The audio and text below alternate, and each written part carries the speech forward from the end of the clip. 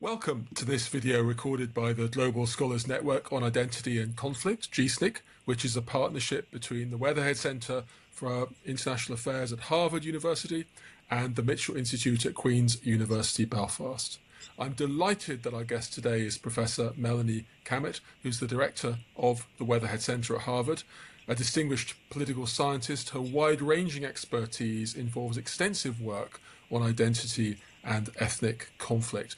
Melani, I wonder if I could start by asking you how you first became interested in studying identity and conflict, with the particular focus that you've had on the Middle East.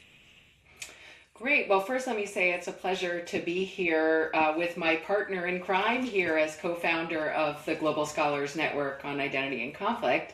And thanks for this conversation. So to get to your question, I first became interested in this broad set of issues after the US invaded Iraq in 2003. I won't go through the long detail of how my research interests evolved since then, but I became fascinated by the fact that we were witnessing in real time the sectarianization or the further sectarianization of politics in Iraq after the overthrow of Saddam Hussein, and that for me opened up a lot of interesting research questions.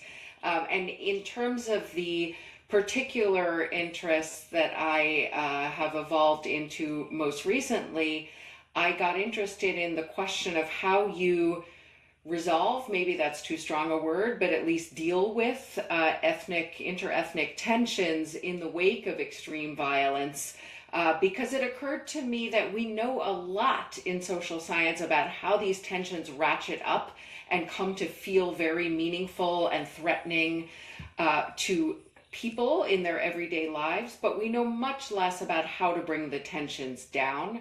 And that is something I've observed over more than 2 decades of research on these types of questions in Lebanon and other contexts in the region.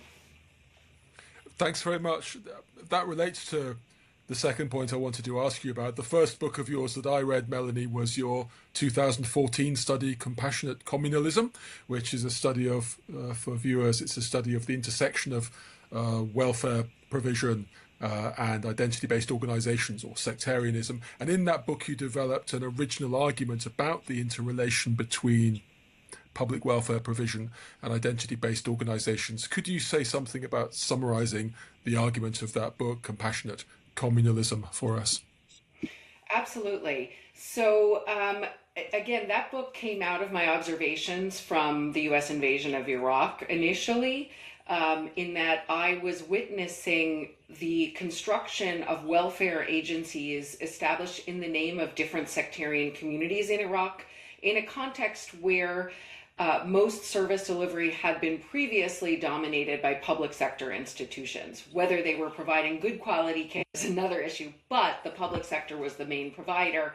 And I got very interested in what happens to identity and politics when the welfare infrastructure, which is such a germane way in which people relate to their governments and societies, I got interested in how the fragmentation of service delivery along identity-based lines reshaped politics and social relations in a given context. And Lebanon struck me as a very interesting and feasible place to do this research. When I started researching the book, it was in the mid-2000s, and it was obviously impossible to do fieldwork in Iraq at that time with the conflict raging there in the mid to late 2000s.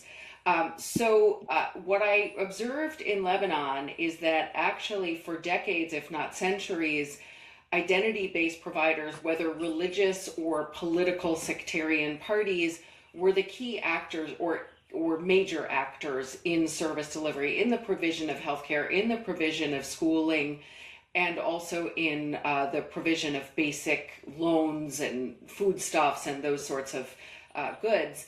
And I was interested in how these groups allocated services, whether they tended to serve only their own members from their own sectarian communities, or whether they tended to reach out across ethnic sectarian lines.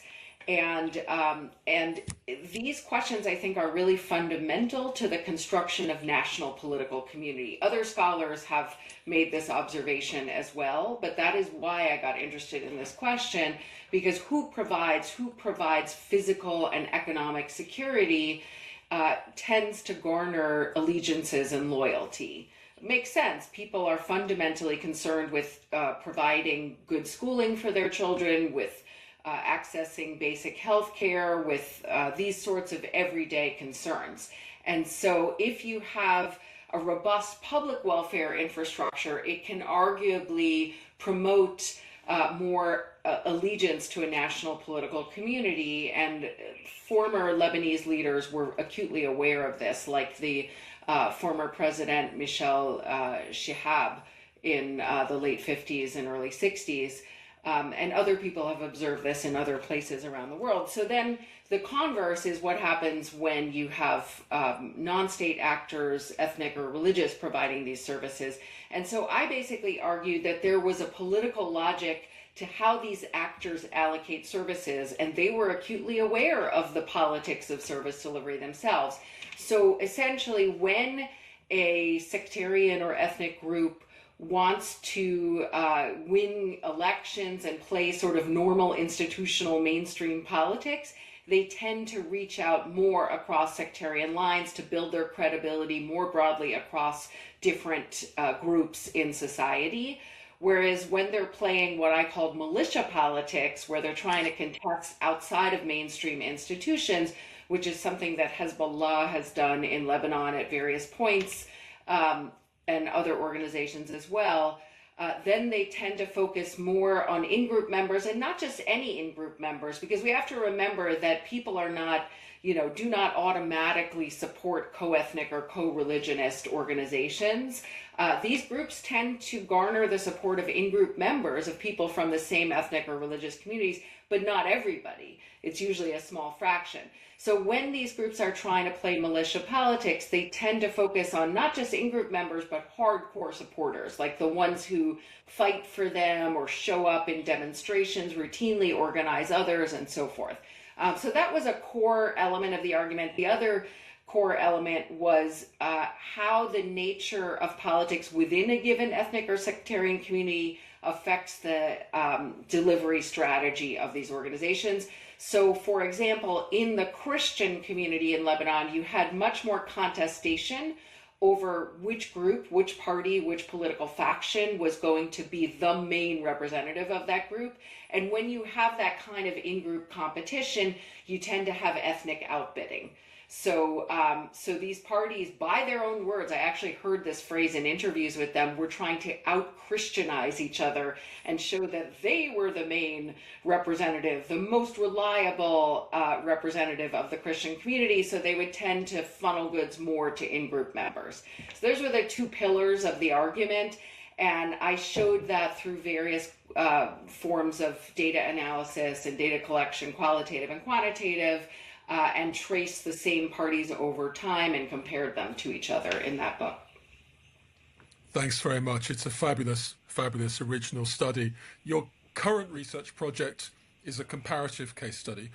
Could you say something for people about the scope, the cases, and also about what the research questions at the heart of this current research project involve? Yeah, so thanks so much for asking. So right now I'm writing this book, which I'm tentatively calling Ordinary Life, Extraordinary Violence. Let's hope nobody's already taken that title. And it is about how ordinary people live together after violence waged in the name of ethnicity or religion. I say waged in the name because this violence is never reducible to those categories, but along the way, violence politicizes them. And so I'm looking at this in 3 cases: Bosnia, Herzegovina, Lebanon, and Northern Ireland. And I chose these places because I felt we needed to study this question in contexts where violence ostensibly ended decades ago, where there has been some time for interethnic relations to quote unquote recover or reach a new equilibrium, to understand the longer lasting effects of war and violence waged in the name of ethnicity. Let's just call it ethnicity as a shorthand. And so a lot of the analyses at the core of this book are actually subnational. I'm trying to leverage variation within each country to understand why is it that in some contexts, local contexts, you have more integrated interethnic relations despite the experience of wartime violence along those very same ethnic lines. And why is it that in other places interethnic relations remain extremely polarized? So it's largely three parallel subnational comparative analyses, but I chose them in part for the reason I mentioned earlier about the length of time that's passed, but also because they all share power sharing institutions. So we're not looking at very different kinds of political institutions. Okay, they're not identical, but there's some broad similarity. And yet there's also some important differences in these contexts that make studying the same question in three different places, three roughly comparable places, particularly intriguing to me. And I think we can leverage these findings to shed light on why is it that sometimes people get along better despite violence, and why is it that they often remain polarized. Thank you. It's a fascinating project. Could you tell us something about the direction of the initial findings of the work? Yes, absolutely. So I'm still writing this book and still analyzing data. I've undertaken over the last 4 years or so a massive data collection endeavor, both qualitative and quantitative, with many different forms of data. Won't go into the details there. So there's a lot to sift through, but so far what I'm finding that's starting to gel is that, first of all, interethnic relations, and by this I mean attitudes about ethnic outgroups, other groups with whom there are politicized tensions, and also behaviors towards those groups vary depending on what genre of interethnic relations we're talking about. So I divide them roughly into economic, social, and political. And I'm finding that when you look across all three contexts, even in the bloodiest places, economic relations seem to be easier. Whereas the most difficult are political relations across these divides. You rarely find people voting for or engaging seriously with political representatives of other communities.